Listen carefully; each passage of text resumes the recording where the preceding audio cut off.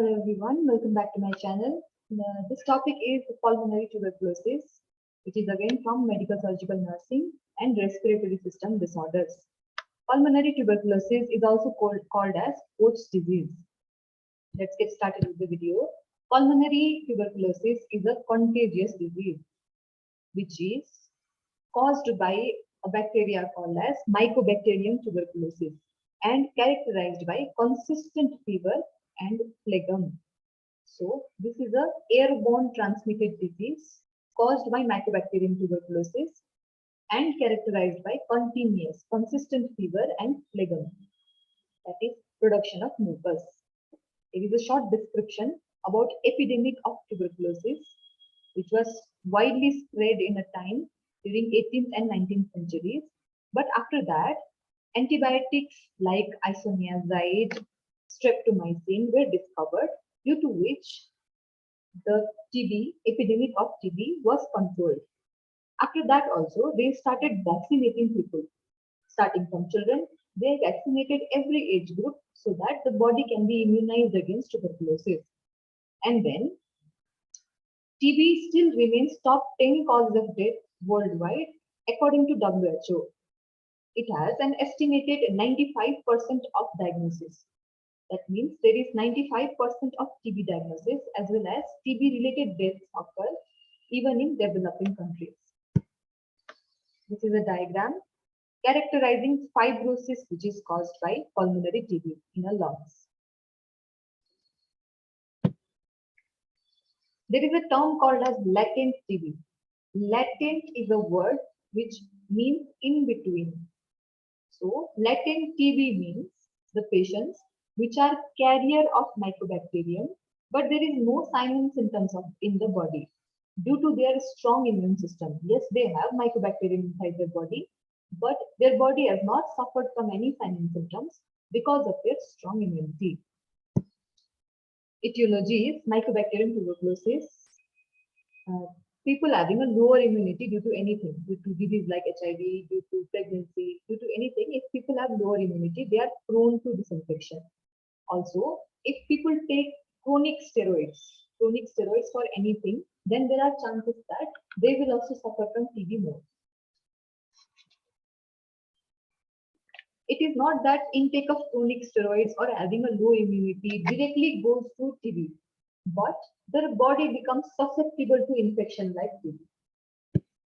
In risk factors, we have older adults, adults greater than 55 years, smaller children, children less than 5 years, people who smoke cigarettes, autoimmune disorder in body like rheumatoid arthritis, people with lifelong conditions such as diabetes or chronic kidney disease, they have less immunity than compared to other healthy people, and people who abuse drugs.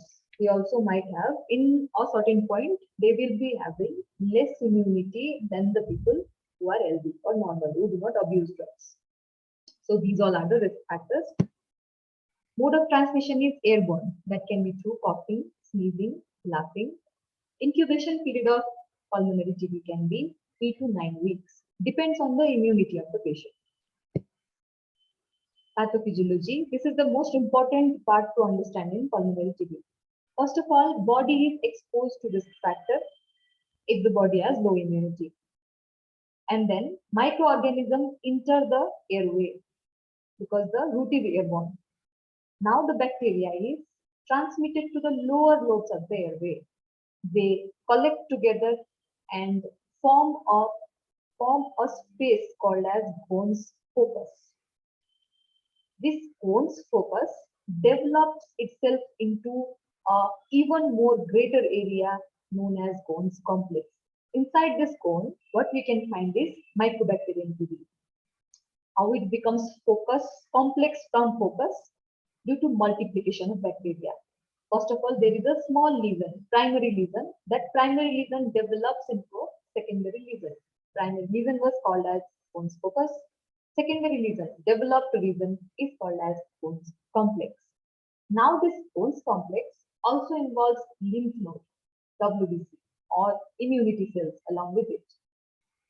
Now what happens inside the lungs is pulmonary infiltrates. the mycobacterium, start to take out the normal LV cells and reside there inside, because of which granuloma occurs, fibrosis and cavitation occurs along with that. Muscles break down from the surface because of growth and multiplication of bacteria, and wherever there is breakdown of muscles, there is cavitation, cavity or space. That was exactly shown in the diagram above.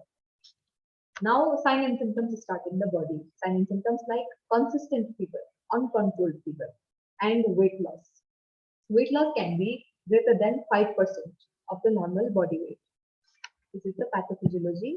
Clinical features can be coughing up of phlegm, coughing up of blood, that is hemoptysis, consistent fever, including low-grade fever, nighttime sweating, chest pain, unexplained weight loss. Weight loss can be 2 kg or more within a month. So, weight loss is unexplained and can be different from one person to another person. Fatigue occurs, weakness in the body occurs, and shortness of breath occurs because of the lungs muscles are getting destroyed one by one. So, breath, which was supposed to be deep and normal, becomes short. Diagnostic tests are, first of all, history taking. Exposure should be asked whether the person is exposed to any place where there is epidemic of TB, or the person is exposed to some patient who is suffering from TB. Medical history, any patient suffering from any disease which is making the person immunocompromised, or any treatment which is making the person immunocompromised, that should be asked. Occupation. Is the patient involved in such an occupation where there is chances that patient will be exposed to TB patient? So these all history are important. In physical examination, we can auscultate the chest in order to find out the breathing sound. Chest X-ray can be taken where fibrosis and cavitation can be seen.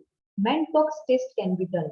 Mantox test helps us to find out whether body has been exposed to mycobacterium or not. We perform Mantox test by inserting a protein called as globulin.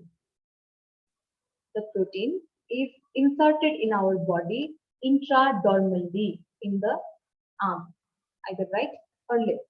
After inserting, that amount of globulin forms a little inflammation. That inflammation has a diameter of few centimeter, 1 to 2 centimeter. It is encircled.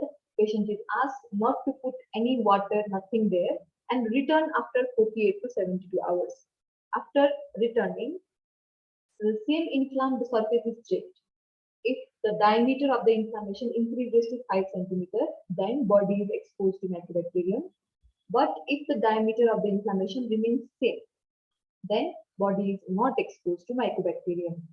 So, Mantox test can help us to find out whether the body is exposed to mycobacterium or not. It is still not a confirmatory test of pulmonary TB. To be confirmed as diagnosed with pulmonary TB, sputum test needs to be positive. While culturing sputum, mycobacterium should be present there in the sputum for the diagnosis to be TB positive. Else than that, CT scan can be done, bronchoscopy device which can visualize the airway, thoracocentesis.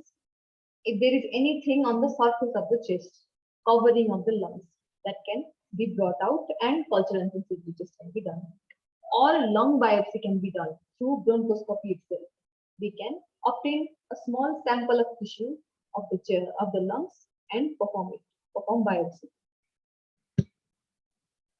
While managing medically, we have a first line medicine against TB. This is the medical management of TB, which is called as first line antibiotics or first line medicine against TB. These are prescribed by DOTS, which was a campaign against TB, directly observed treatment short course, DOTS, DOTS. We have a category for newly diagnosed and relapse. For newly diagnosed, HRZT, HR. For relapse, which are HRZT, HRE. 2 and 4 is time. Here, 3 and 5 is also time. The first line antibiotics against pulmonary TB is isoniazid, pyrazinamide, ethambutol, and rifampin. They might have a similar kind of brand name, but the generic name is same. Isoniazid, pyrazinamide, ethambutol, rifampin. We also have second line drugs. If there is no possibility of providing first line drugs, then only second line drugs should be chosen, which is bleomycin, kanamycin, and cycloserine. Preventive management, because it's a transmissible disease, patient should be isolated with protection personally and also protection for health personnel. Epidemic should be controlled. First line drugs should be provided timely so that patient can be treated at that time and there will be no relapse. Diagnostic tests should be performed on time. Mentox test, sputum test, whatever is there should be performed on time. Thank you so much. Next topic will be discussed in next video.